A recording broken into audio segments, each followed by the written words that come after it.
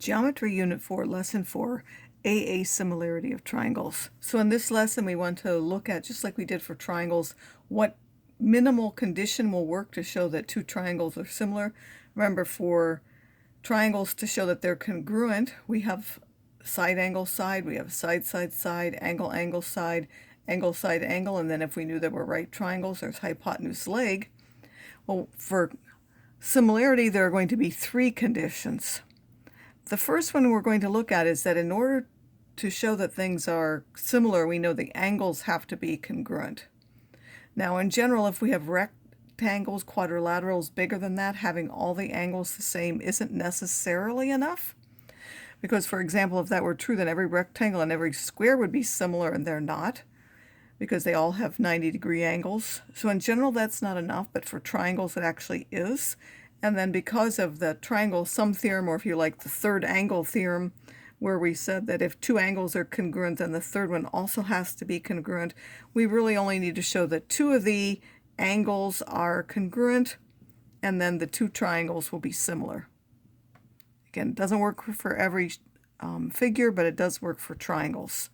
So now let's prove that that's true. We're given two triangles, and we know that angle A is congruent to angle X, and angle B is congruent to angle Y. That's what's marked. And we want to show that these two triangles are similar. So in order to do that, we have to show that there's a similarity transformation that maps one arm to the other one. So first of all, they look different sizes, so we'll just assume that they are here. So we're going to dilate triangle ABC by a scale factor of, and we can pick any image side. So we can pick XY, that's going to be the image side, and then this would be the side that gets mapped to it. Again, we know that that's the side that has to match because that's the one that's in between these two angles, and so I have to have the corresponding one that's in between those there. So I would use this scale factor of XY over AB because I want to map from here to here. But when I do that mapping, it may not take me till here. It's going to take me to some dilation, though, and it would be around some center. And after I've dilated it, they're going to be similar because we know dilation is itself a similarity transformation. And because of that, when I dilate it, angle A prime has to be congruent to angle A, and angle B prime has to be congruent to angle B. So we're going to use these later, the fact that those are now congruent. And that's because, of course, we know corresponding angles of similar triangles are congruent. Also, we know that if we want the length of A prime, B prime, it's simply the scale factor times AB. That's our definition of the new length. Our scale factor is that XY over AB, so I'm going to multiply that times AB, and that's going to be XY. So this new length is the same as this length that we want to map it onto.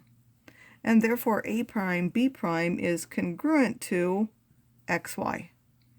So that means now that A prime is congruent to X, to angle X, because we have these two together.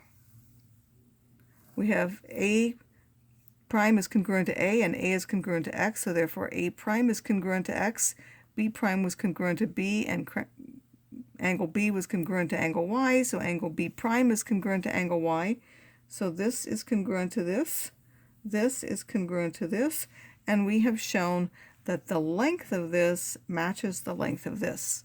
So that means the new triangle, the dilated one, and this one are congruent by the angle side angle triangle congruence theorem.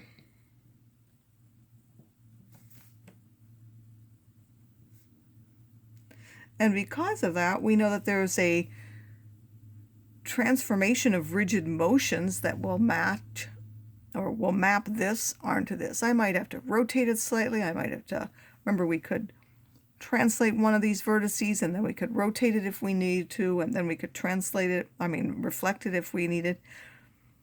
So a dilation is a similarity transformation. All the rigid motions are, so that's a sequence of similarity transformations that maps triangle ABC onto triangle X YZ, and therefore those two triangles are similar. So now let's use angle-angle triangle similarity to identify similar triangles. And once you've identified that they're similar, then you can use the fact that the proportions are the same for the side lengths to find any missing lengths. So here it says, first of all, decide if triangle ABC is similar to triangle DBE, and if they are, find BE. So we're marked here that these two are parallel, which is important because they're parallel. This is a transversal, so we know that this angle and this angle are congruent. And then this is also a transversal, so we know that this angle and this one are congruent. And therefore, by angle-angle similarity, those are going to be congruent. So let's just mark those down. We have angle E is congruent to angle D, and we have angle E is congruent to, or sorry, that's a C. Angle C is congruent to angle F. I can't see right here. To E. C and E. Those are also congruent, and therefore, by angle-angle similarity theorem, those are congruent.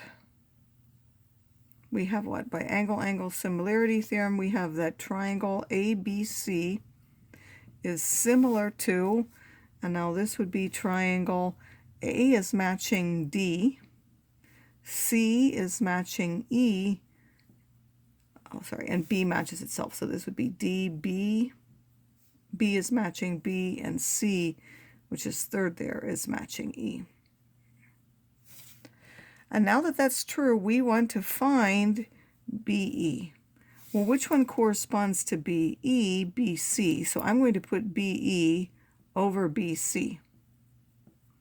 This is from this bigger triangle. This is from the smaller one, that which is going to be 54 in a moment. I'll substitute those in a moment. And then I can pick any other two sides which are known. That's going to be these. BE came from this triangle, so the top one has to come from that triangle. That would be 54. And then the BC came from this triangle, so the bottom one would have to be the 36, the one that comes from the same triangle. And then this BC we would replace with 54. So now if that's true, how are we going to solve that? You can solve by cross multiplication if you like, or multiply both sides by the 36 and the 54. You would get 36BE is equal to 54 squared. It's 54 times the 54 and the 36, and then if you divide by that 36, they would be 54 squared divided by 36, which if you calculate that, that is 81. By the way, instead of writing BE, you could have called it X and worked with an X there if you liked. Now, because besides angle-angle similarity, there are two other conditions to prove that. There's side, side, side, so you can show that all three sides of one triangle have the same proportion with the corresponding sides of the other one. So if you compare any two, they have exactly the same ratio. Or you can show that two sides and the angle between them is congruent. So two sides are proportional and then the angle between them are congruent. These are also sufficient conditions to show that two triangles are similar. So here we want to determine if these are similar. Note that this is marked, that this angle is congruent to this one. So we have an angle, so we might try to just look at two sides now to show side angle side triangle similarity. MN over NR, MN over MR would be 4 over 6. Again, that's from the smaller triangle, and then the corresponding one over the bigger triangle, which is 2/3. And then MP, which is again the longest side of the smaller triangle over the longest side of the larger triangle. MP is 8. And MQ would be that 8 plus that 4, which is now 8 over 12, which again, if you divide the top by 4 and the bottom by 4, will give you 2/3. So the included angle is the congruent one. It's in between those sides. and therefore we have those two triangles are similar by the side triangle similarity theorem. Note that M and M match together. This point N matches with this R, and this P matches with this Q. All right, for the second one, we have two triangles, and if we're going to look if they're going to be similar, we know that the smallest angles are across from the smallest side and so on. So if these are going to be similar, they have to go in the same order. The biggest side here would have to match with the biggest one here. The next biggest one would have to match with this. The next one would have to match, and it also looks like that in the picture.